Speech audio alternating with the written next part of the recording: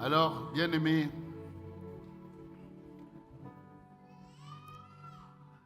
il y en a qui pensent que nous sommes encore en 2025. Et parmi ces personnes qui pensent qu'on est encore en 2025, il y a bien sûr Satan. Il y a l'ennemi qui croit qu'on est encore en 2025, veut essayer de te maintenir dans les choses de 2025. Dis-lui que nous sommes en 2026. Non, mais c'est à lui qu'il faut lui dire.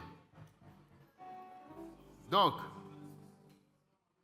et 2026, Dieu a dit que tu es la tête et non la queue. Tu es devant et non derrière. Tu es au devant des autres. Tu es au devant. On te voit devant. Ta génération doit te voir devant. Et cette semaine de la foi est là pour nous rappeler ces choses, qu'il faut marcher avec foi et détermination. Parce que quand ton Dieu te dit que tu es la tête, l'ennemi, lui, il pense exactement le contraire. Et il veut te démontrer que tu n'es pas la tête. Alors que Dieu veut te prouver que tu es la tête. Ta part, c'est de croire en ce dans quoi tu dois croire. Tu ne peux pas croire ce que l'ennemi dit de toi. Et malheureusement, souvent, il a beaucoup de bouches pour te parler, c'est-à-dire des gens autour de toi qui veulent te faire croire que, mais non, pas toi, tu n'es rien, tu es ceci, tu entends plein de choses qui veulent créer l'actualité du diable autour de toi. Mais Dieu sait aussi trouver des gens pour te dire que tu es la tête, que tu es devant, que tu es vainqueur. Et comme nous le voyons avec Élie, c'est une voix subtile. Et ce qui importe pour toi, c'est que ta foi doit se placer dans cette voie-là. De notre existence, nous sommes des croyants. Nous ne sommes pas des incrédules, nous sommes des croyants. Et nous ne sommes pas que des religieux, nous sommes des disciples de Jésus, en qui nous croyons. Donc, ce qui veut dire que ce qui importe pour toi, c'est de manifester ta foi.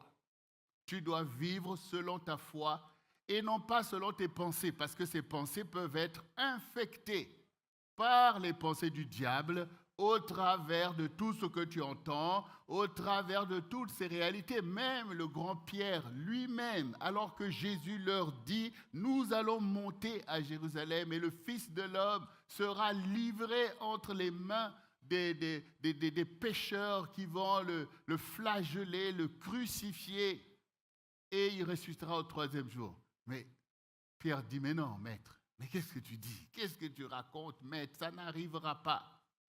Et le Seigneur dit, arrière de moi, Satan, car tes pensées ne sont que des pensées d'hommes. Ça veut dire, on voit bien que les pensées des hommes sont investies par la pollution de l'incrédulité que le diable emmène, par le doute sur toi-même, sur les autres. Et donc, l'ennemi veut faire prévaloir ces choses alors que le Seigneur te dit, écoute-moi. Alors, la semaine de la foi veut dire qu'il faut que tu considères ta foi, que tu veilles sur ta foi, que tu agisses, que tu appliques la foi. Parce que c'est la seule chose qui peut plaire au Seigneur, c'est ce que la Bible dit. La question simple que je vais te poser, c'est que pourquoi nous croyons? Pourquoi croire? Pourquoi pas d'autres choses?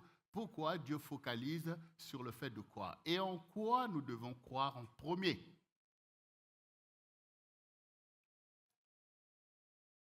Comme ce n'est pas une interrogation, ce que je veux te dire, c'est que Dieu nous a donné la foi pour croire en sa parole.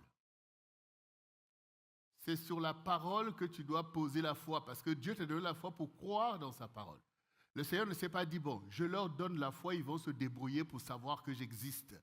Je leur donne la foi pour qu'ils croient les uns sur les autres.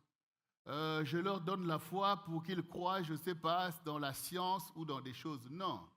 Il nous a donné la foi pour que nous puissions croire dans sa parole parce qu'il a prévu de nous parler. Donc, c'est la parole qui est importante. Si tu ne trouves pas la parole, même si tu appliques ta foi, eh bien, cette foi ne peut t'emmener qu'au désastre. Regardez tous ceux qui croient dans ce dans quoi ils croient. Vous voyez, il y a plein de gens qui ont la foi aussi, qui manifestent leur foi.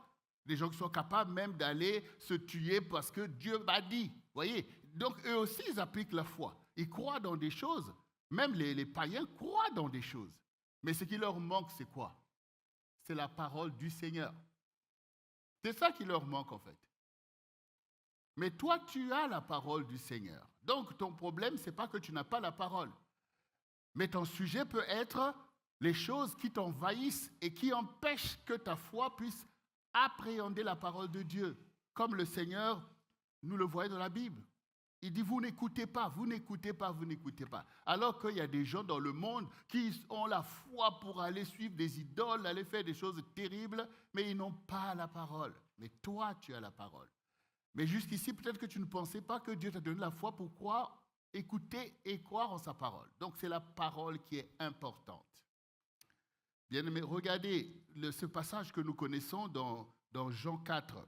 Le Seigneur, donc, rencontre la femme cananéenne. Non, samaritaine plutôt. Et donc, dans cet échange que Jésus a avec cette femme samaritaine au puits de Jacob, à un moment donné, Jésus lui dit,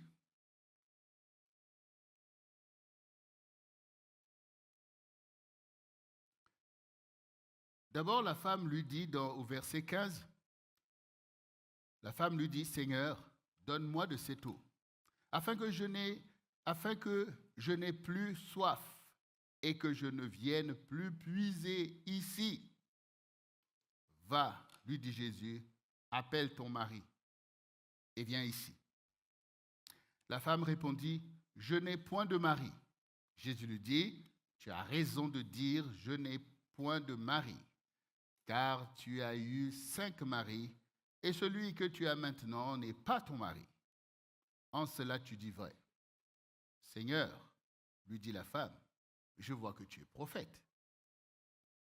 Nos pères ont adoré sur cette montagne, et vous dites, vous, que le lieu où il faut adorer, c'est à Jérusalem. Femme, lui dit Jésus, crois-moi, l'heure vient où ça ne sera ni sur cette montagne, ni à Jérusalem, que vous adorerez le Père. Vous adorez ce que vous ne connaissez pas. Nous adorons ce que nous connaissons, car le salut vient des Juifs. Mais l'heure vient, et elle est déjà venue, où les vrais adorateurs adoreront le Père en esprit et en vérité, car c'est là les adorateurs que le Père demande. Bien. Vous connaissez donc cette histoire de cette femme qui est là dans sa routine et vient puiser de l'eau. Et ce jour-là, elle rencontre un homme à ce puits. Ça, ce n'est pas étonnant ni extraordinaire puisque ce puits, tout le monde y vient. Et je suis sûr qu'elle a dû déjà rencontrer des personnes à ce puits-là, y compris peut-être même parmi ses 5 maris, il y en a peut-être qu'elle a rencontré dans ce puits. Donc, ce n'est pas là le problème. Mais ce qui va se passer, c'est que cet échange est engagé. Et le Seigneur va donc l'emmener à faire une introspection de sa propre vie sur cette routine, les choses qu'elle pratique, comme exactement cette eau qu'il faut venir prendre tous les jours. Dans nos vies, dans la vie de beaucoup de gens, il y a des choses que tu fais parce que c'est comme ça, parce que tout le monde le fait, et toi aussi tu le fais. Tu le fais sans jamais te poser la question sur la valeur de ces choses. Et donc, dans la routine de cette femme, il y a aussi effectivement de l'adoration. Vous voyez? Donc, elle a la foi et elle adore. Puisqu'elle dit nos pères ont adoré ici, donc moi aussi, j'adore. Mais la question, tu adores quoi? Et si tu adores peut-être, je ne sais pas, le Dieu du puits ou le Dieu de la montagne ou le Dieu de ceci, bon, quel est l'impact de cette adoration? Qu'est-ce que cette adoration apporte à ta vie? Puisque le Seigneur va lui montrer déjà l'état de sa vie. Donc on peut adorer, on peut disperser sa foi dans plein de choses. Alors que cette foi est là pour te sauver. Elle est là pour faire de grandes choses. Elle est même là pour que Dieu règne au travers de cette foi. Nous avons chanté que le règne appartient à Jésus. Mais si maintenant notre génération doit voir que le règne appartient à Jésus, c'est au travers de qui qu'ils vont voir?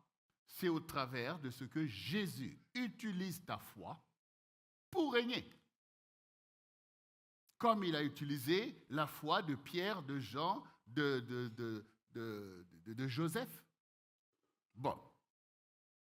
Donc ici maintenant, le Seigneur veut l'interpeller sur sa vie. Va appeler ton mari. Ben, j'ai pas de mari. Ben oui, tu n'as pas de mari. Tu as eu 5 femmes. Mais tu es prophète. Bon. Un prophète, il est là pour quoi? Pour dire la parole de Dieu. Donc c'est important de rencontrer un prophète et de surcroît un vrai prophète. Mais quand tu rencontres un prophète, ce qui est important chez le prophète, c'est quoi? C'est le ainsi parle l'Éternel. Donc c'est la voix que toi tu as besoin. C'est cette parole sur laquelle tu as besoin d'ajuster ta foi afin qu'elle produise toute la puissance, la gloire de Dieu que tu as en droit d'attendre. Donc cette femme réalise que, mais j'ai affaire à un prophète. Donc elle sait que les prophètes, en fait, déclarent la parole de Dieu. Donc elle réalise que l'eau dont le Seigneur lui parle, ce n'est pas l'eau de ce puits, mais c'est l'eau de la foi. C'est l'eau de l'adoration qu'il est en train de dire, c'est l'esprit qu'il est en train de parler. Et donc déjà, elle reconnaît que, ah oui, c'est un prophète. Et du coup, maintenant, elle réalise que, mais il y a des débats. On ne sait pas qui est le vrai Dieu, on adore où pour pouvoir atteindre. Et certainement, au-dedans d'elle, elle s'est dit, mais vous vous dites que c'est là-bas qu'il faut adorer, mais nous, on a adoré ici. Bon, c'est vrai que ma vie est comme tu vois, mais bon, on fait ce qu'on peut. Et là, Jésus lui dit, voilà. L'heure vient où ça ne sera ni à Jérusalem, ni sur cette montagne que vous allez adorer le Père. Donc, le Seigneur, bien sûr, il lui a dit que vous adorez ce que vous ne savez pas, et c'est la vérité. Il y a plein de gens, on adore des choses, on a des statues, on a des croyances, on croit dans des grands-parents, dans tout ça. Tout ça, c'est des choses que tu ne sais pas. Tu ne sais pas s'il y a derrière. Tu ne sais pas, en fait. Mais ta foi est dedans. Et le Seigneur lui dit, nous adorons ce qu'on connaît. C'est-à-dire, les Juifs, c'est eux qui ont le vrai Dieu. Parce que le salut vient d'eux. Parce que c'est la vérité. Lui-même, il est venu au milieu de son peuple. Donc, ça, c'est la vérité. Donc, nous adorons ce que nous connaissons. Donc, ce qui est important donc, dans l'adoration, c'est connaître ton Dieu. Et tu le connais comment? Par sa parole. De la même manière que maintenant je suis en train de te parler, tu ne vas pas dire que je ne connais pas celui qui parle. Donc, Dieu te parle et tu sais qui te parle. Et comment tu vas connaître? C'est dans ce qu'il te dit que ta foi peut s'ajuster à la parole de Dieu afin que tu fasses sa volonté et que tu connaisses sa volonté pour toi et qu'il fasse au travers de toi ce pourquoi il t'a formé. Première des choses, ici, le Seigneur dit que vous adorerez le Père. Donc le Seigneur introduit déjà cette femme que Dieu est ton Père, que tu as un Père même si tu ne le connais pas, mais que lui il t'aime, lui il te connaît et que je suis là pour te donner cette eau afin que tu vives une vie à la gloire de Dieu, afin que tu adores en esprit et en vérité, et que tu reçoives l'héritage des sanctifiés. Voici donc ce qui s'est passé ce jour-là. Et cette femme, elle nous représente tous. Elle était là comme un prémisse, en fait, du salut aussi de tous les païens que nous étions à l'époque, où le Seigneur a dit, j'ai d'autres brebis qui ne sont pas de cette bergerie. Celles-là aussi, il faut que j'aille les chercher, afin qu'il y ait un seul peuple et un seul Seigneur. Donc déjà, au travers de cette femme, le Seigneur est déjà en train d'accomplir ces choses. Ce sont ces brebis-là, qui ne sont pas de la bergerie d'Israël, que je dois aller chercher, afin de nous rassembler à Israël pour avoir un seul Seigneur et un seul peuple, où il n'y a plus des milliers, des millions de dieux, où chacun son Dieu, chacun se fabrique son Dieu, mais où le Père, c'est-à-dire le Créateur, qui est notre source, en fait, nous donne l'eau de la vie, l'Esprit Saint, qui nous conduit dans toute la vérité et dans toute la victoire qui est dans le nom de Jésus-Christ, qui est notre premier-né. Jésus est notre premier-né. C'est-à-dire que nous allons focaliser sur lui pour pouvoir retrouver notre identité divine, pour être sur la terre ceux qui sont la lumière du monde et le sel de la terre. Donc, bien-aimés, cette année de la prééminence où le Seigneur veut véritablement que tu puisses jouer ton rôle dans l'histoire, tu vas focaliser sur la parole du Seigneur. Et cette parole va te délivrer de tes propres pensées et de tes propres raisonnements. Et toi-même, tu sais où ces choses t'ont conduit. Mais maintenant, laisse Dieu t'emmener à la tête où il t'appelle. Et tu dois y croire. Quand je disais que l'ennemi veut te faire croire que tu es encore en 2025 pour reproduire les mêmes réalités, où il peut même penser que non, le culte de gospel, c'est qu'en direct, ah non, il ne faut pas que les choses se mettent en place, ah oui, c'est compliqué et tout, et croire qu'on va gober ça. On ne peut pas, en fait. C'est fini, cette période-là. 9 mois, ça suffit. Parce que ce qui importe, en fait, c'est quoi? C'est d'adorer le Seigneur en esprit et en vérité. Quand le Seigneur rassemble son peuple, c'est pour recevoir l'adoration, et chacun de nous est en position d'apporter cette adoration, en fait. Chacun de nous est en position. Là où Dieu nous appelle, il faut suivre le Seigneur. Le Seigneur dit, j'ai appelé, pourquoi personne n'a répondu? Mais quand le Seigneur dit cette parole, pourtant à la maison, ils pratiquent en fait, ils ont des pratiques, le sabbat, ils font toutes sortes de choses. Pourquoi Dieu ne dit pas que, oh, peut-être qu'ils ne sont pas venus là où je les ai rassemblés, mais au quotidien, ils ont des pratiques religieuses, ils payent leurs dîmes, ils font ces choses, donc ça me suffit. Donc comme si c'est que ça en fait. Non. L'adoration, c'est Dieu qui te dit comment l'adorer. Voyez, c'est Dieu qui te dit, voici ce que ta foi doit produire. Parce qu'il est le consommateur de notre foi. Donc ça veut dire que le Seigneur te place en position d'être un croyant qui manifeste sa foi. Pas un croyant mort, qui a des pensées, mais qui n'a pas d'action. Regardez, même quand vous allez lire le livre de Job, vous allez voir que les amis de Job, ils parlaient de Dieu, ouais, Dieu est grand, Dieu est ceci. Mais à la fin de l'histoire, Dieu leur a dit, vous avez parlé de moi d'une façon qui n'est pas correcte. Si vous n'allez pas voir mon serviteur Job pour qu'il prie pour vous, vous allez mourir. Oui? Et pourtant, quand vous lisez ce qu'ils ont dit, vous allez vous dire que, ah ouais, mais ceux-là, ils connaissent Dieu et toutes sortes de choses, mais leur cœur n'était pas sincère.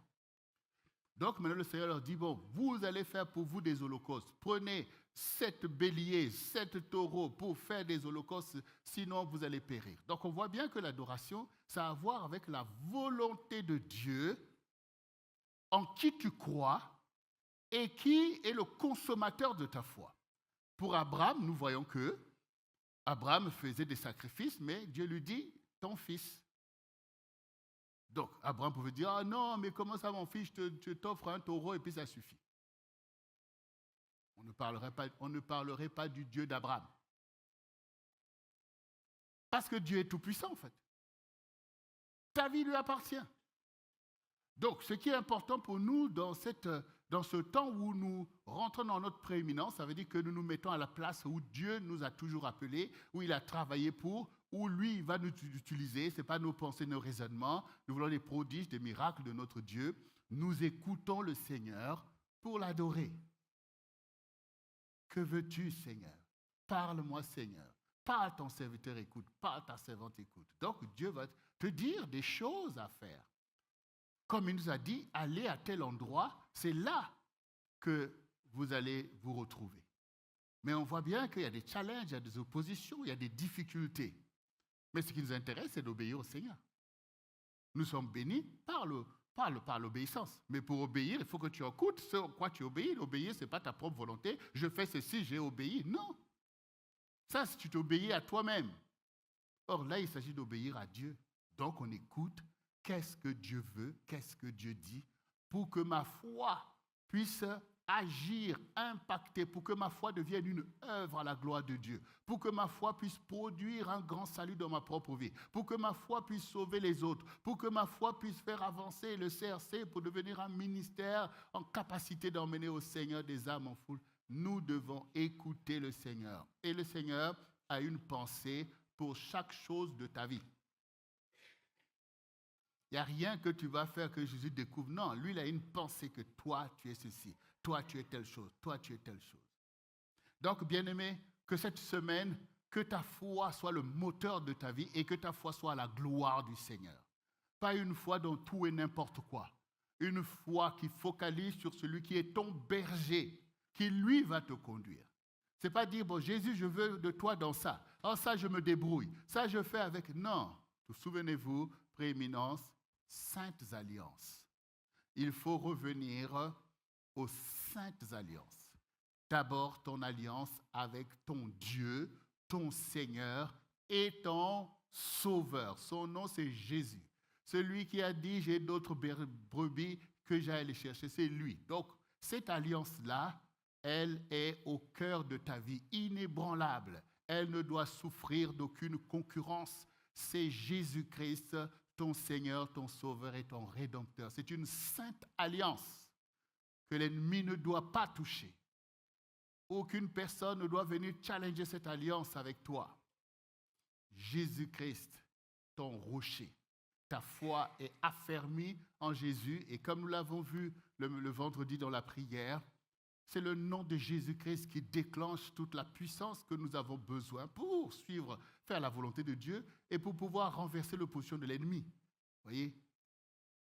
Parce que le Seigneur qui nous a choisis, il a fait dès avant la fondation du monde. Il a déjà fait les plans, en fait. Vous voyez, comme dans ce lieu, il y a des plans. Il y a des plans qui ont été dessinés par un architecte. On ne le connaît pas, mais ça existe. Donc, Jésus aussi, avant que nous venions au monde, avait déjà fait des plans en tel temps, en France. Je mets telle chose, à telle époque, je mets telle chose, je fais venir un tel au monde, il va faire telle chose, je le place ici, c'est lui qui va emmener tel le réveil, c'est lui qui va faire. Donc, il a des plans. Et puis après, il a formé des projets. Et il te fait savoir les projets qu'il a pour toi. Tu es mon serviteur, tu es ma servante, tu es évangéliste, tu es ceci, tu vas faire telle chose, tu vas faire... Tout ce que vous voyez en rêve, ce sont donc la révélation des projets qui reposent sur des plans que Dieu a déjà faits pour notre génération. Et c'est pour ça qu'il dit que vous êtes le centre du réveil chrétien. C'est pour ça qu'il dit que vous êtes la tête pour pouvoir rentrer dans les plans. De la même manière que quand les plans de la maison sont faits sur le papier, pourtant c'est une maison, mais elle n'existe pas encore d'une façon consistante. On ne peut pas encore y habiter. Et pourtant, sur le plan, c'est une maison. Tout est calculé. La preuve, si vous exécutez, vous allez voir que c'est une maison. La prééminence, c'est la même chose. Si on obéit, si on fait confiance, au bout, nous avons parlé la dernière fois de l'histoire de Joseph. Dieu lui montre que tu vois tes frères, ta gerbe, et au-dessus de leur gerbe. Et leur gerbe se prosterne devant toi. Regarde, je te place, le soleil, la lune, les étoiles se prosternent devant toi. Quand il explique ces choses qu'il a vues naïvement, ses frères disent, ah bon, tu te prends pour qui? Et même son père dit, quoi? Donc moi et ta mère aussi, nous allons nous prosterner devant toi. Mais il ne raconte que les plans que Dieu a faits. Lui-même, il ne sait pas ceci. Naïvement, il dit ces choses. Mais c'est ce qui s'est passé. Parce que Joseph a cru. Toi aussi, tu dois croire. Joseph n'a pas dit, mais non, mais moi, je ne suis que le petit Benjamin. Je ne sais même pas travailler comme mes frères qui sont gaillards, qui ont déjà des gerbes. Joseph a cru en Dieu, le Dieu de ses pères, que Dieu m'a parlé, Dieu m'a montré. Et donc, sa foi s'est attachée à ces choses. Quand ta foi s'attache à la parole de Dieu, tu ne sais pas comment ça va s'accomplir, mais ça va s'accomplir. Parce que ta foi s'attache, parce que Dieu cherche la foi.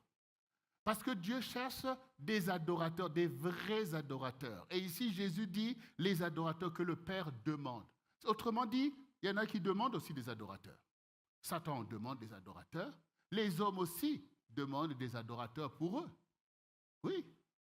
Il n'y a pas longtemps, on avait appris qu'il y avait des cultes, je ne sais pas si c'est aux États-Unis, où on adorait Beyoncé. Il y a eu même des ados qui sont morts dans cette histoire-là. Donc, ici, le Seigneur dit les adorateurs que le Père demande. Donc, toi, tu dois te poser la question, est-ce que je suis parmi les adorateurs que le Père demande? Est-ce que j'agis tel que le Père demande? Est-ce que je suis l'adorateur pour moi-même, je me construis, je suis un adorateur? Ou je réponds à la demande du Père? Donc Jésus est venu pour que nous soyons les adorateurs que le Père demande. Et il n'y a que lui qui peut nous enseigner ces choses, puisqu'il est lui-même Dieu. Donc il va nous apprendre à adorer en esprit et en vérité. Nous n'allons pas nous appuyer sur nos religiosités, aller dans des débats de dénomination, des choses que tu ne sais même pas les tenants et les aboutissants. Non, tu vas toi-même te sanctifier pour être agréable au Seigneur. Tu vas appliquer toi-même l'enseignement du Seigneur au quotidien. Nous voyons déjà quand il est en train de dire à cette femme, tu as eu 5 maris, celui qui est avec toi, il est déjà, on n'a pas tout le déroulé et la fin de l'histoire. C'est seulement il dit, écoute femme, rentre chez toi et arrête de faire n'importe quoi. D'ailleurs, la femme elle-même, on le sait, puisque quand elle est repartie, elle n'est pas dit que bon, je rentre chez moi, je vais aller trouver qui j'ai laissé là-bas pour dire « Oh, j'ai trouvé un prophète, là, c'était un peu bizarre » et puis continuer ses affaires. Non, elle a commencé à proclamer Jésus dans toute la contrée. Donc, ça veut dire qu'elle est rentrée dans son ministère d'évangéliste. Et toute la contrée a bougé. Les gens sont venus voir, venez voir, n'est-ce pas le Messie? Et Jésus est resté avec eux pendant 2 jours. Donc, vous imaginez bien que cela a déclenché quelque chose. Cette femme est rentrée dans l'histoire. Peut-être qu'elle était rebutée, rejetée. C'est peut-être pour ça qu'elle venait à des heures tardives pour venir puiser de l'eau. Mais, tout d'un coup, elle devient au cœur de l'histoire de la ville. Certains des derniers seront les premiers. C'est maintenant d'elle qu'on parle. Au point même qu'après, elle continue, les gens disent « Oh, nous-mêmes, on le connaît maintenant. » Mais elle est maintenant la tête. Elle est maintenant la tête. C'est une prééminence en fait. C'est une prééminence. Elle avait une vie qui était loin de Dieu, dans l'ignorance, en adorant du n'importe quoi, mais Dieu la connaissait. Dieu le met des temps et des circonstances. Il y avait déjà un rendez-vous qui avait été planifié par Dieu pour pouvoir placer cette femme à la tête, pour mettre cette femme en haut. On peut comprendre sa propre désolation par rapport à la vie qu'elle a menée. Quand nous n'avons pas Dieu, nous sommes dans le fait accompli. Ce que tu as trouvé sur la terre, c'est ça qui va arriver sur toi. Toutes les mauvaises choses, c'est ça qui va arriver sur toi. Non pas parce qu'au fond de toi, c'est ce que tu souhaitais pour ta vie ou ce que tu as toujours voulu, mais c'est le fait accompli de l'histoire. Les gens qu'on rencontre, les choses tournent comme ça, eh bien, de génération en génération, les mêmes situations, les mêmes oppressions, les mêmes échecs, les mêmes méchancetés. Mais le Seigneur nous connaît en fait. Comme il a dit, avant que je t'eusse formé dans le sein de ta mère, je te connaissais. Donc Dieu aussi te connaît. Il sait ce que tu as fait en bien comme ce que tu as fait en mal. Mais ça ne change pas en fait ses plans. Sauf que si tu entends sa parole, il dit n'endurcis pas ton cœur. Autrement dit, l'endurcissement du cœur, c'est le piège contre ta foi. Ce sont les raisonnements, ouais, mais bon, ceci, ah non, là c'est trop, ah, tout ça. Il faut faire attention. Tu as entendu ma voix, tu as entendu le Seigneur, tu as vu le songe. C'est à ça que tu dois croire. Ces choses, c'est ton programme, c'est ton projet. C'est dans ces choses que tu dois focaliser. Tu dois voir ta vie comme Dieu a dit. Dieu est celui qui crée des circonstances qui vont faire que, parce que tu as cru, paf, tu te retrouves dans ces choses comme tous ces héros que nous sommes en train de parler, comme cette femme. La Bible n'a pas consacré d'autres épisodes de sa vie parce qu'elle a dû continuer sa vie, mais cette femme n'a plus été la même. Elle n'a plus été la même. Même son fameux gars-là, certainement, il s'est converti, sinon dehors. Voyez? Donc, bien-aimés, nous sommes des hommes importants à cause de la foi que nous avons en Jésus. Tu es important à cause de ta foi en Jésus. Je te le répète, tu es important à cause de ta foi en Jésus, parce que de cette foi va découler toute la prééminence de ta vie. Parce qu'on a chanté « À toi le règne ». C'est celui qui règne qui place les choses.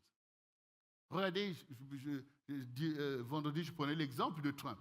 Regardez Trump, ils l'ont élu président. Bon. Lui, étant élu président, il ne s'est pas dit « Je veux faire comme Joe Biden, je reste là, je fais des petites choses ». Lui, il pense que « ils m'ont donné le règne une deuxième fois. Là, je veux régner ». Mais oui, lui, il pense que, je dispose d'un arsenal, je dispose d'un pouvoir. Pour lui, l'Amérique, c'est le numéro 1. Bon, c'est ce qui est dit. Mais le numéro 1, il doit faire des choses du numéro 1.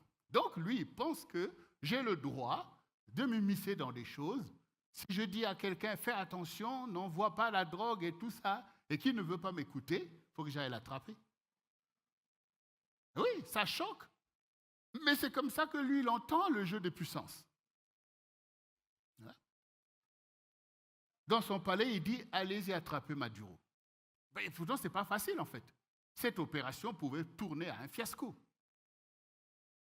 Comme ça s'était passé à Cuba pour l'histoire de la baie des cochons.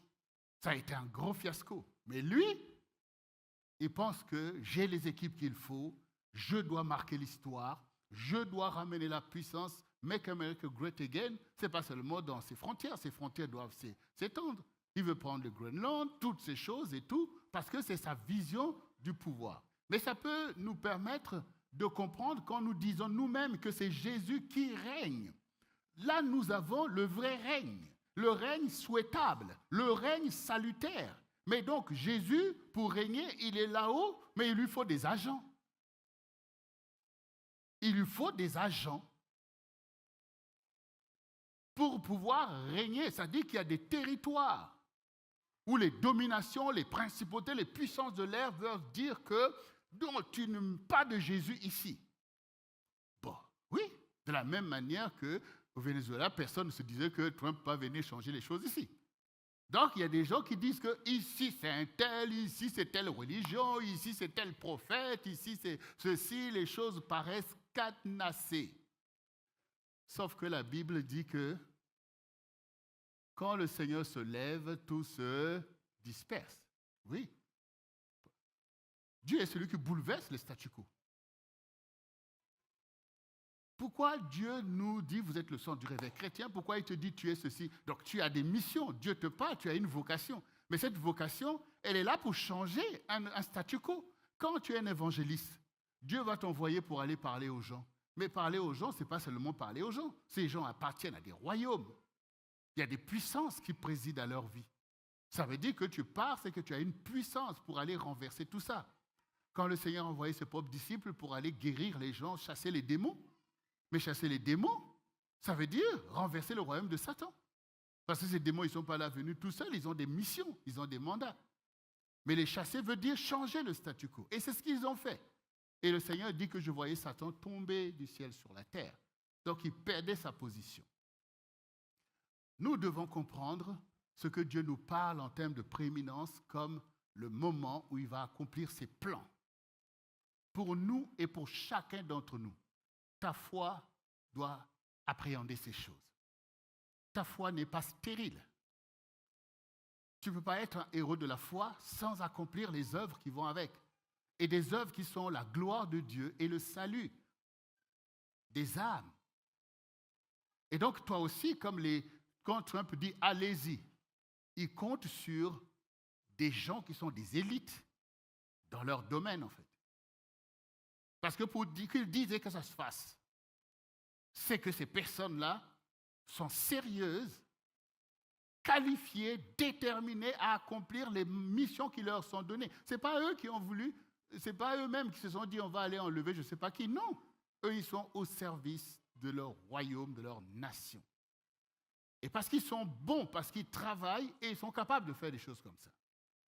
Mais nous, ça, c'est les exemples qu'on prend pour qu'on comprenne, en fait, les enjeux du royaume de Dieu, en fait. Quand le Seigneur dit « celui qui n'amasse pas avec moi disperse », quand le Seigneur dit, mais lisez bien ce que Jésus a dit. Chaque disciple doit lire au travers des évangiles ce que Jésus a mis en priorité, ce qu'il t'a fait connaître, te faire comprendre pour que ta foi soit concrète, efficace. Parce que c'est son maître, c'est lui qui donne des ordres. Tu dois savoir qu'est-ce qu'il attend, qu'est-ce qu'il fait.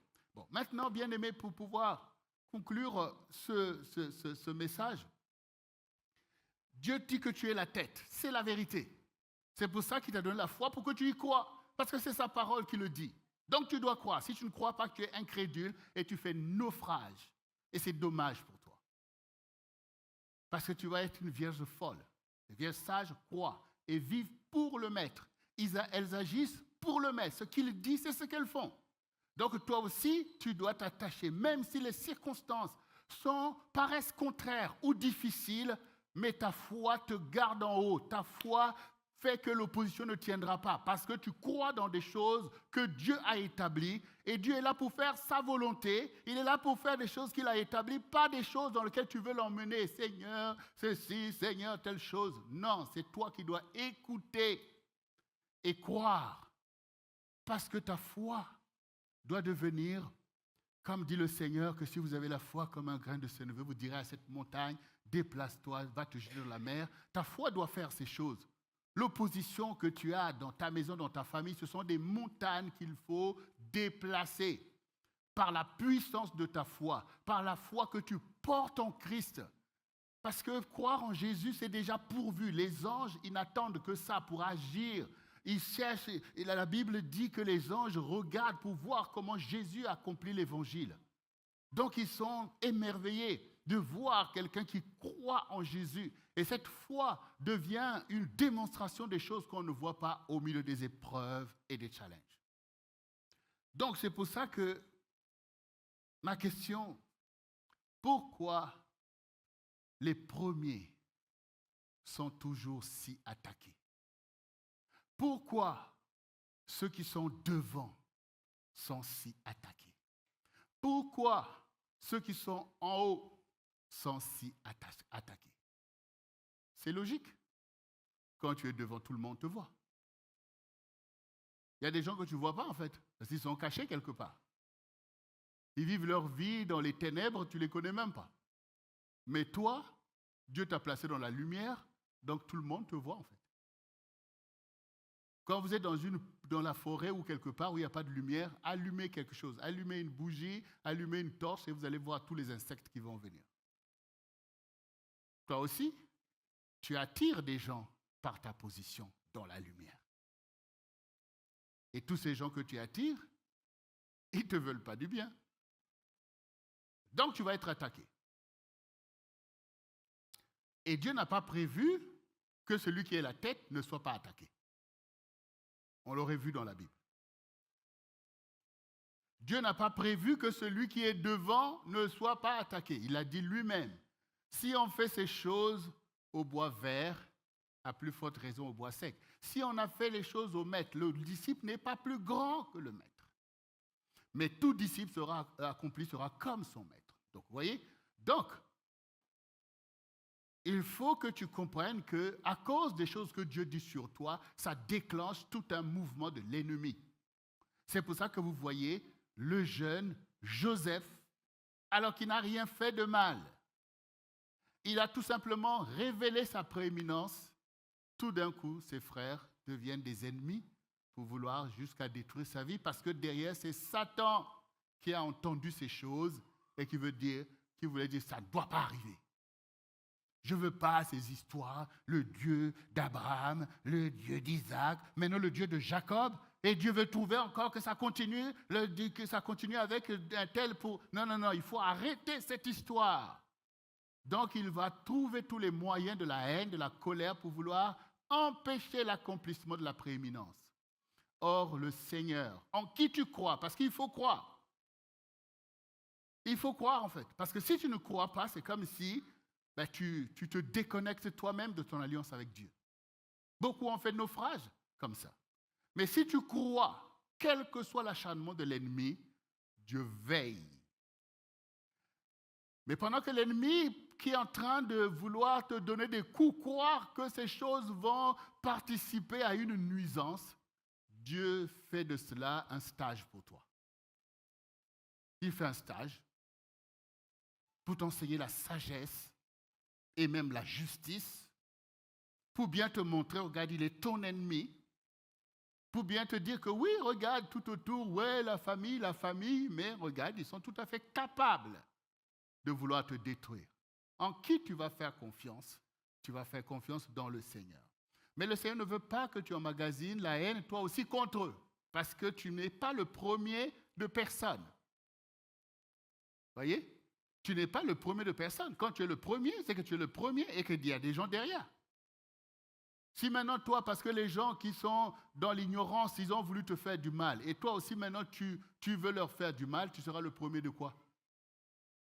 Vous voyez? Donc, reste à ta place. Parce que ces personnes-là, ils ont besoin de toi, même s'ils ne le savent pas. Mais quand Dieu va réussir, parce que tu le laisses faire, il faut laisser Dieu faire. Il ne faut pas revenir à toi-même, parce que là, le diable va te dire, oh, tes frères là, ils sont mauvais, il faut que tu te venges, il faut que tu fasses pour que tu deviennes toi aussi le dernier. Parce que si tu fais les mêmes choses que tes ennemis, tu es exactement comme eux. Mais si tu laisses Dieu faire pour dire, ah Seigneur, c'est toi qui m'as dit ces choses, maintenant on s'acharne contre moi, Seigneur, tu es ma délivrance, tu es mon rocher, je regarde à toi Seigneur et tout, Dieu lui-même va faire et il va bien faire. Parce que ces mêmes ennemis, c'est eux qui vont venir donner gloire au Dieu de celui que tu es. Au Dieu de Marguerite, au Dieu de Gabriel, au Dieu de Kimberley, au Dieu, c'est quoi le nom des ados incroyables? De Steven, enfin, vous voyez? Donc, parce que tu as laissé Dieu faire de ton histoire une histoire de foi et de justice, de consécration. Quand je disais que nous ne sommes pas en 2025, c'est que je sais que beaucoup des épreuves ont pu atteindre ta vie. Et Dieu l'a permis. Dieu a permis que nous puissions traverser des déserts, que nous puissions passer des temps difficiles, mais il a toujours démontré que je suis au milieu de vous. Comme Pasteur Jocelyne expliquait, Dieu est celui qui donne la prospérité, crée de l'adversité. C'est moi qui fais ces choses. Donc, il a démontré qu'il était avec nous, faisant sa volonté, ce qu'il a toujours fait. On l'a vu, on l'a fait, malgré qu'on pouvait nous-mêmes traverser des temps difficiles. Et je ne veux pas que tu penses maintenant que, voilà, ces cycles-là, c'est comme ça. Ça va continuer comme ça. Non, il y a un temps pour tout. Il y a un temps pour tout. Même si dans l'histoire de Joseph, on voit que son épreuve, ce n'était pas 1 an, ce n'était pas 2 ans. Il a traversé des temps difficiles. Dieu lui a parlé depuis sa jeunesse. Dieu sait à quel moment les choses doivent se faire. Dieu est celui qui donne la maturité. Maintenant, quand il s'est retrouvé même en prison pendant 12 ans, il y a le temps où Dieu a dit, bon, c'est bon, l'instrument est prêt maintenant pour prendre le leadership. En un jour, il est monté sur le trône de l'Égypte pour diriger tous les biens de l'Égypte et les gens.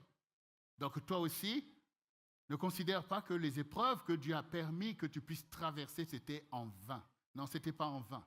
C'était pour un temps comme celui-ci, dans lequel maintenant tu dois dire, je quitte la prison pour aller à ma place de gouverneur. J'ai des choses à gouverner. J'ai des choses à arranger. Oui. C'est ça. Il faut écouter la parole du Seigneur. Dieu parle de ta prééminence. J'ai des choses à arranger dans ma famille. Oui. Dans ma famille qui est en train de vivoter, venez là, c'est moi qui dirige ici, venez, mettez-vous là, faites. J'ai des choses à arranger parce que c'est le temps que Dieu va maintenant t'utiliser comme un instrument. C'est maintenant. Donc, il y a des choses qu'on n'accepte plus. Satan, tu dégages, c'est fini. C'est fini. Ce n'est pas le moment où Dieu m'avait livré là, dans les prisons, que vous fassiez ce que vous voulez, telle ou telle chose. Là, maintenant, c'est fini. C'est moi le gouverneur et je décide telle ou telle chose. Même si l'Égypte, ce n'est pas mon pays, mais Dieu a permis que je dirige l'Égypte et l'Égypte doit être bien dirigée pour le bien des Égyptiens et pour le bien de mon peuple et toutes les tas de choses. C'est là que tu vas maintenant rentrer dans un temps d'accomplissement des choses, dans un temps d'exécution. C'est là que ta foi va maintenant produire tout son salut pour la gloire du Seigneur. Les adorateurs que le Père demande, c'est pour sa gloire. Si Dieu veut telle chose, tu es en mesure de le faire. Parce que c'est ce qu'il demande pour se glorifier. Vous voyez que la terre est marquée. C'est pour ça qu'il y a l'adoration. Quand vous voyez, vous lisez la Bible, Abraham, Dieu a met un autel pour adorer, c'est pour marquer le territoire, pour consacrer la terre au Seigneur. Le pays de Canaan devait être consacré par les enfants d'Israël pour être le pays où règne l'Éternel. Car nous voyons les idoles qui étaient là. Et même le peuple de Dieu arrivé sur place, ils se sont un peu fourvoyés, des conflits entre eux, les tribus se sont dispersées et Baal est venu me faire main basse, enfin dire des faux dieux. Il a fallu que Élie vienne maintenant pour dire, on va voir qui est le Dieu d'Israël. Vous voyez, donc il y a toujours le côté où il faut consacrer des choses au Seigneur. Il faut marquer parce que la terre a été donnée aux hommes. C'est pour ça que le diable, parlant à Jésus, dit, regarde ces royaumes et leur gloire, ça m'appartient, ils me l'ont donné. Ils, ça veut dire ceux qui adorent des démons, font des autels, font des sacrifices, créent des bâtiments et des édifices avec des codes démoniaques pour faire asseoir l'oppression démoniaque en fait. Donc Dieu ne va pas maintenant dire « Oh mes adorateurs, restez endormis, allez, dites des paroles et ça sera suffisant. » Non, il va nous emmener à marquer le territoire, à établir des choses consacrées à Dieu afin que le pays aussi soit consacré au Seigneur. Donc les vrais adorateurs que le Père demande sont ceux qui adorent en esprit et en vérité. Ça veut dire qu'en vérité, ça te coûte d'adorer Dieu. Comme ça a coûté à Abraham, ça te coûte aussi de marcher selon son plan. Si le Seigneur dit, voilà, tu vas aller à tel endroit, c'est à tel endroit que tu vas aller faire ce que Dieu demande parce que c'est ça l'adoration qu'il te demande. Ce n'est pas des idées qu'il demande, c'est des actes posés pour témoigner que Dieu est vivant, pour que Satan voit que toi, tu crois dans le vrai Dieu et que l'adoration, c'est ta vie que tu mets dedans. Donc, bien-aimés, que cette semaine, le Seigneur nous emmène à rentrer pleinement dans l'année 2026. Ce n'est plus 2025. Donc, les choses nouvelles doivent prendre corps. Et chacun de nous doit être déterminé au quotidien. Quand nous nous retrouvons, c'est la détermination quotidienne qui produit en fait une grande flamme. Parce que nous sommes tout simplement des croyants en Jésus dans notre quotidien, dans notre vie, notre façon de vivre doit être marquée par la parole du Seigneur. Ça, Dieu ne veut pas, je ne fais pas. Voici ce qu'il veut, je fais. C'est ça en fait. Ceux qui adorent le diable, ils font bien ce qu'il veut en fait. Si toi, tu ne fais pas ce que ton Dieu veut, comment tu vas dire qu'il règne?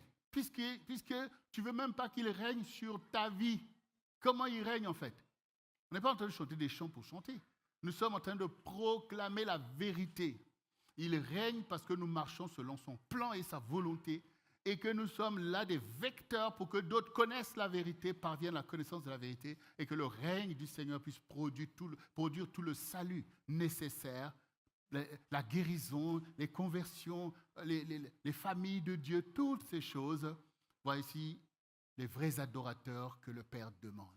Nous sommes les vrais adorateurs que le Père demande, car ce ministère, vous le savez, c'est un ministère suscité et établi par le Seigneur, où il est lui-même au milieu de nous, t'enseignant sa parole et sa volonté. Et cette année est une année qui va permettre à Dieu d'accomplir les grandes choses qui sont nécessaires pour notre génération, qui sont nécessaires à la révélation de Christ pour notre temps. Et chacun doit prendre corps de ces choses. Nous sommes tous les mêmes devant Dieu. Selon l'appel de chacun, nous obéissons de la même manière. Nous souffrons les choses que nous devons souffrir pour la gloire de Dieu, pour le bonheur du peuple de Dieu et pour le salut des âmes. Et nous nous réjouissons des choses de la maison de Dieu, des grâces, des bénédictions. Et en cela, nous sommes fidèles au Seigneur. Ce sont des saintes alliances qui doivent prévaloir. Et les gens doivent le voir. Ils doivent savoir qu'il y a un vrai Dieu qui est vivant. Et j'ai écouté un témoignage sur Internet d'un monsieur qui était un musulman, qui est maintenant serviteur de Jésus, qui explique en fait pourquoi il est devenu chrétien. Il est très pertinent dans ce qu'il dit. Il dit, mais moi, j'étais très fougueux quand j'étais musulman. J'ai appris des choses qu'il fallait faire. J'étais convaincu. Moi, quand je voyais avant les chrétiens, je me suis dit, mais les pauvres, ils ne connaissent pas la vérité et tout. Et moi, j'étais là, je dis, voilà, l'islam, telle chose, telle chose. Il dit, mais les amis avec lesquels, puisqu'il était aux États-Unis, ils lui ont tout simplement dit, mais est-ce que tu peux nous prouver ce que tu es en train de dire? Est-ce que tu peux prouver, apporter une preuve que ce que tu dis là est la vérité? Puisque les autres pouvaient produire, voici ce que Jésus a fait dans ma vie. Voici tel miracle. Donc, il prouvait des choses. Mais lui, honnêtement, il s'est rendu compte qu'il ne pouvait pas prouver que Mahomet, aujourd'hui, peut produire quelque chose de tangible dans la vie de quelqu'un comme les chrétiens le challengeaient. Et puis, ça a commencé à travailler en lui. Et du coup, un jour, il s'est dit, bon, je veux un peu aller voir le truc. Donc, il a accepté de venir dans le temple, enfin, dans l'église où ils étaient. Et il a écouté la prédication. Et la prédication commençait à tourner. Et puis un jour, chez lui, il dort. Et puis il fait un rêve. Dans le rêve, il se voit mort. Et il arrive devant quelqu'un, sur un trône, désolé. Et Dieu lui dit, pourquoi tu as rejeté mon fils? C'est ce que le Seigneur dit. Pourquoi tu as rejeté mon fils? Et quand il s'est réveillé de ce rêve, il a lui-même compris en fait. Il a lui-même compris qu'effectivement, par nos postures, nos positions, effectivement on rejette Jésus. Et là, il a réalisé. Et qu'est-ce qu'il a fait? Il s'est converti. C'est-à-dire qu'il est devenu chrétien par le fait que la parole qu'il avait écoutée et ce qu'il avait vu, il pouvait maintenant démontrer que Jésus est vivant. Alors il a pris sa position et il a commencé à prêcher pour dire, mais Mahomet a dit ça, mais Jésus a dit ça. Mahomet a dit telle parole qu'il faut peut-être, je ne sais pas, lapider, mais Jésus a dit pardonne. Il a commencé à voir en fait la puissance de l'évangile par rapport à des choses qu'il croyait comme ça. Et puis au final, il dit, Mahomet est mort, Jésus est vivant. La foi est une ferme assurance des choses qu'on espère, une démonstration de celles qu'on ne voit pas. Nous qui sommes ici, nous savons que Jésus est vivant. Lui, il a fait un rêve. Toi, tu en as fait combien, toi? Tous les jours, tu fais des rêves. Alors, comment maintenant, nous n'allons pas être les adorateurs que le Père demande? S'il est capable de faire ce genre de conversion, toi, tu es l'adorateur que le Père demande. Pas l'adorateur que toi, tu veux être selon toi, mais l'adorateur que le Père demande. Et là, le Seigneur demande des adorateurs à monter au créneau, parce que le Seigneur est en train de faire de grandes choses dans notre génération. La même personne dont je vous ai témoigné, il était en train de dire, mais des fois, déjà il disait aux Américains que, mais faites attention en fait, vous avez besoin véritablement de veiller à votre foi pour garder Jésus. Vous ne pouvez pas avoir et Jésus et Mahomet en même temps. Il dit, mais souvent ce qu'on oublie en fait, c'est quoi? Mais tous ces pays-là, qui aujourd'hui sont des pays musulmans, c'était des pays chrétiens.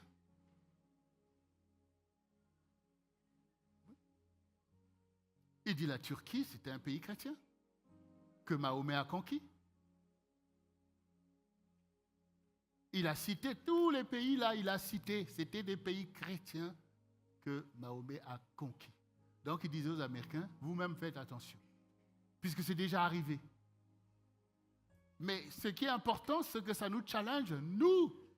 C'est le côté de dire si Jésus a fait tant de choses pour nous, est-ce que nous pouvons rester naïfs, inactifs et ne pas faire éclater le règne de Jésus alors que nous sommes les adorateurs que le Père demande? Vous êtes le centre du réveil chrétien. Ce n'est pas en vain, c'est une parole de prééminence. Et par la volonté de Dieu et la grâce de Dieu, nous allons prévaloir. Yes. Nous allons prévaloir.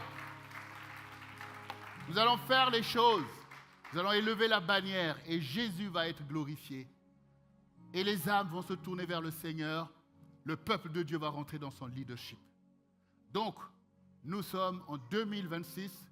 Ce n'est pas pour être dans les mêmes routines, les mêmes choses. C'est pour passer aux choses nouvelles. Car le Seigneur dit, voici, je fais toutes choses nouvelles. Il a accompli les premières choses et il se lève maintenant pour en accomplir de nouvelles et avec chacun de nous et avec nous ensemble. Amen. Alors, bien-aimé, acclame le Seigneur et tiens-toi debout devant le Seigneur. Nous allons invoquer pour cette semaine de la foi. Dieu va faire de grandes choses avec toi. Alors ne t'inquiète pas des choses que tu as souffert. Ne sois pas attristé. Dieu n'est pas dans des lamentations. Dieu est dans la puissance. Il est dans la force. Il est celui qui dit lève-toi et Christ t'éclairera. Il dit tiens bon. Il dit avance. L'eau va se séparer.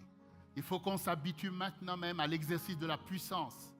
Parce que c'est comme ça que nous renversons l'opposition et que nous faisons prévaloir la grâce de Dieu qui va surabonder là où le péché avait abondé.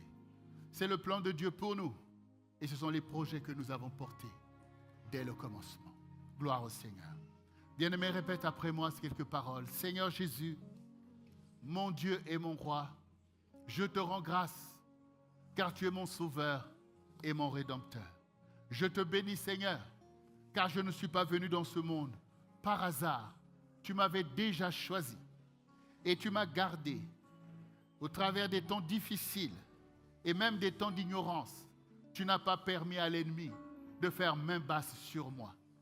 Mais tu m'as gardé, tu m'as formé et maintenant, je sais que tu as établi des temps nouveaux pour ma prééminence afin que tous voient que tu m'avais choisi et que tu nous as choisis pour être le centre du réveil chrétien.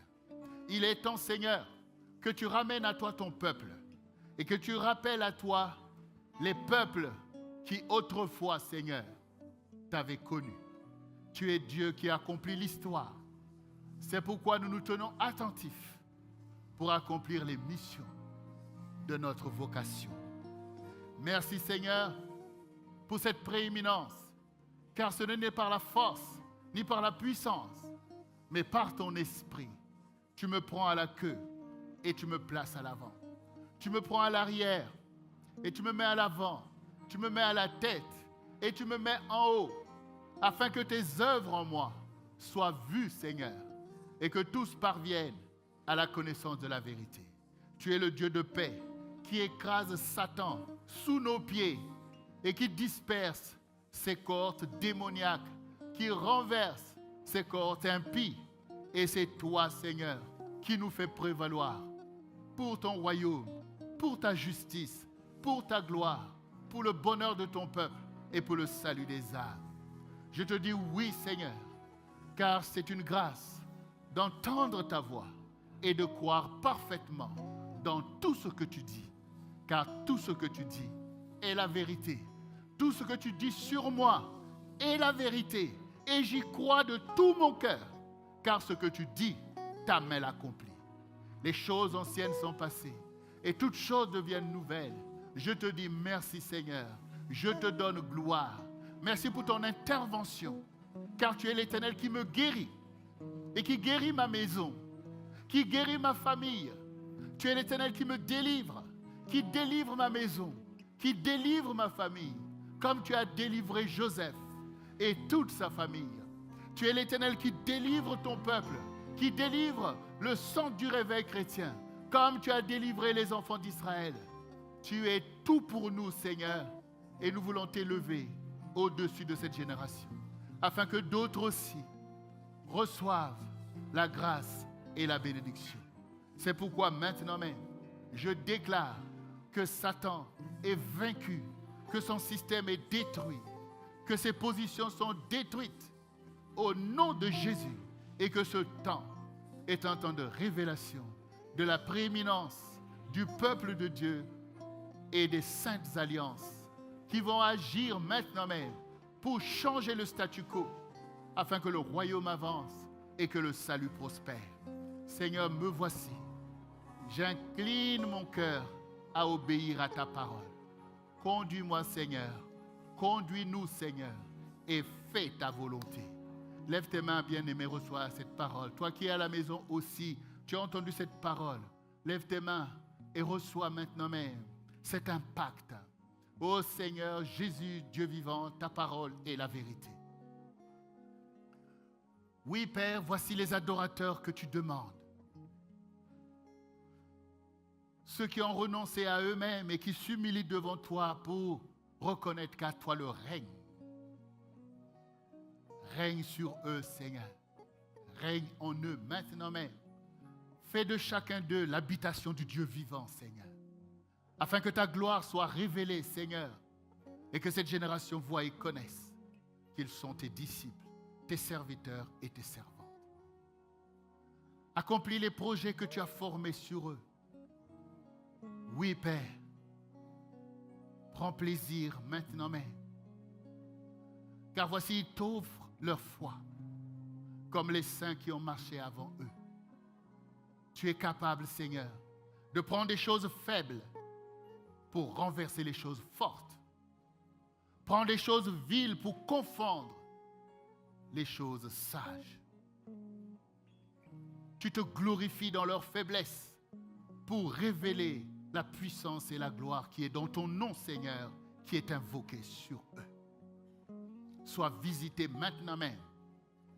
Que le secours de ton Dieu soit avec toi pour établir ta prééminence, comme Joseph avant toi, qui a été secouru dans cette prison, que tu sois secouru dans ta prison maintenant même, au nom de Jésus-Christ de Nazareth.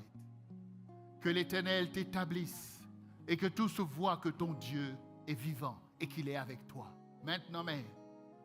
Et je déclare que les choses anciennes sont renversées et que les choses nouvelles, les choses de 2026 prennent corps et place maintenant même par la volonté du Seigneur et par le nom du Seigneur qui est invoqué sur toi. Les circonstances changent, les choses changent en ta faveur et tes ennemis sont terrassés.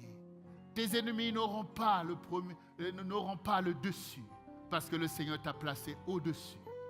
Il en est ainsi maintenant même. Ton témoignage sera vu et reconnu comme le témoignage de Joseph est apparu devant Pharaon.